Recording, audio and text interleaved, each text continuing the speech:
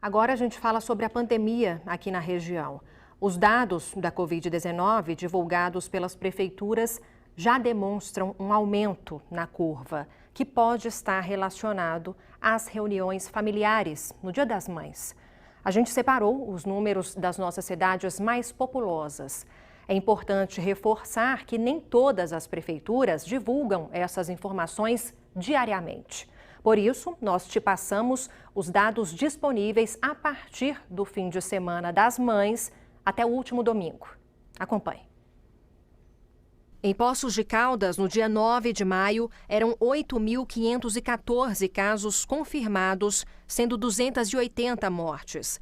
No dia 16 de maio, 8.831 casos confirmados, sendo 292 óbitos. A diferença entre os dias 9 e 16 de maio foi de mais 317 casos, com mais 12 mortes. Em Pouso Alegre, no dia 7 de maio, 15.453 casos positivos, sendo 311 mortes. No dia 14 de maio, 16.093 casos positivos, sendo 328 óbitos. Diferença entre os dados do dia 7 ao dia 14 de maio, mais 640 casos positivos, com mais 17 mortes. E em Varginha, dia 8 de maio, 9.213 casos positivos, sendo 201 mortes. No dia 13 de maio, 9.317 casos positivos, sendo 206 óbitos. Diferença entre os dias 8 e 13 de maio, mais 104 casos, com mais 5 mortes. E em Passos, no dia 7 de maio, eram 5.823 casos positivos, sendo 159 mortes.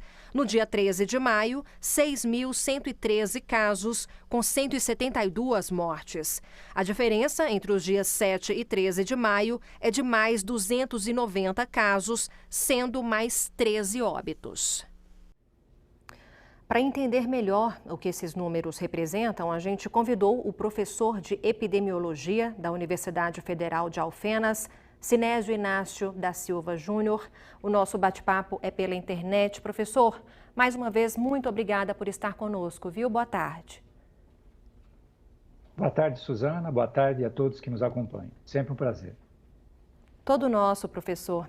Professor, pelo que estamos vendo aí dos dados municipais, né, a gente pode afirmar um crescimento de casos no sul de Minas como um todo?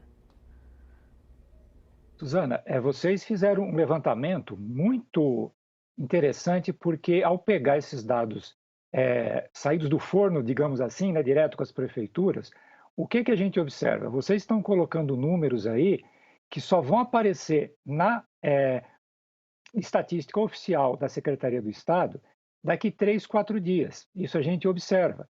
Então, para a gente ter essa certeza desse indicativo de crescimento de casos, né, até o fim dessa semana, esse tempo vai ser estratégico. Mas, infelizmente, como vocês colocaram aí, né, isso já são indícios de que, e como, né, já é mais do que conhecido, né, não precisamos ser especialista nisso, após um feriadão, após uma data comemorativa, especialmente que reúne familiares, né, e eventos que duram algumas horas, nós temos um repique de casos. Então, esse é realmente o risco a ser confirmado até o fim dessa semana, a tendência de crescimento novamente. Professor, explica melhor para a gente, por favor, de que maneira essas datas comemorativas impactam na pandemia? Como funciona essa transmissão do vírus? Então, a taxa de transmissão, né, ela é calculada em relação à população total. Só que tem um outro número que alimenta essa taxa de transmissão, que é a chamada, o contágio dos contatos imediatos que a pessoa tem. E imediatamente, vamos pensar, né, nós convivemos mais com quem? Com os nossos familiares. E quando nós temos essas datas, que nós aglomeramos pessoas, né, da própria família, muitas vezes, né, outros também, mas da própria família, e por um tempo prolongado, e agora atenção, né, no frio, em que as pessoas, por mais que a gente saiba que é importante a ventilação, podem manter os ambientes mais fechados, por tempo mais prolongado, o contato mais íntimo com as pessoas, isso acelera a transmissão, né? E nós estamos vivendo, inclusive, a circulação de uma variante mais transmissível. Quer dizer, mesmo com os cuidados que a gente tomava, agora é mais fácil de se transmitir. E, de novo, quanto mais tempo a gente fica com pessoas numa distância menor, num ambiente que não é bem ventilado, isso é até intuitivo, né? Isso acelera muito o risco, aumenta muito o risco da contaminação. Professor, muita gente acredita que o fato, né, de alguns familiares já estarem imunizados minimiza os perigos, né? Isso é verdade? Olha, primeiro vamos entender, né, o efeito da vacina. A vacina tem a chamada eficácia global, que é aquela que protege contra a infecção. Então, a pessoa que tiver essa imunidade, o vírus chega nela, né, e ele não consegue, ele encontra a defesa do organismo, não consegue gerar uma infecção, proliferar para poder contaminar outros. Só que isso não é 100%, né? A Coronavac e a vacina da AstraZeneca, elas têm aí essa cobertura, vamos dizer, contra a infecção de 50%, 70%, né? Ou de 60%, 75%. Esse é um dado. O outro dado é que as pessoas estão realmente, quando se vacinam, em mais de 85% dos casos, protegidas contra formas graves da doença e morte.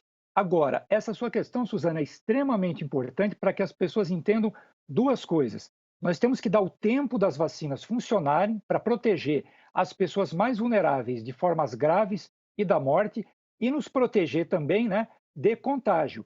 Agora, mesmo pessoas vacinadas, elas podem, sem sintomas, né, tá com uma certa carga viral no organismo, transmitir para outros. Então, é uma segurança falsa que nós temos que, não temos que ter, né, e que está sendo alimentada. Nós estamos cansados e cria aquele chamado, né, inseguro, né? As seguradoras trabalham com isso, o tal do risco moral, né? A pessoa, ela tem um seguro que é a vacina e aí ela se descuida. E esse descuido em relação aos outros vai ser o quê?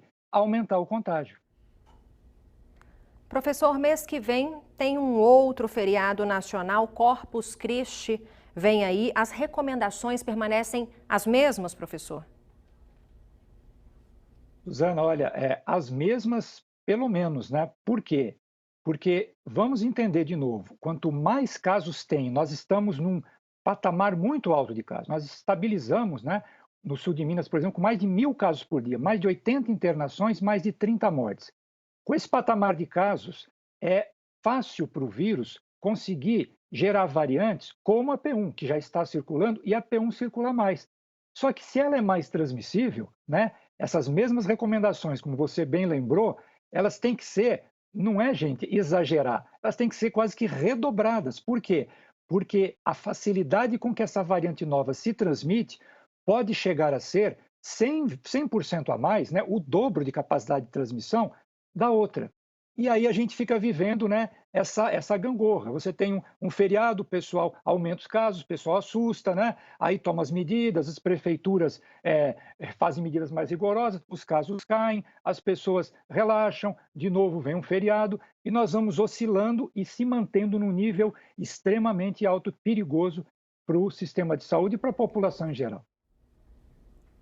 Enquanto todos não encararem esse vírus com seriedade, né, professor, a situação não vai mudar. Muito obrigada, viu, pelas informações. Boa tarde para o senhor. Boa tarde, eu que agradeço.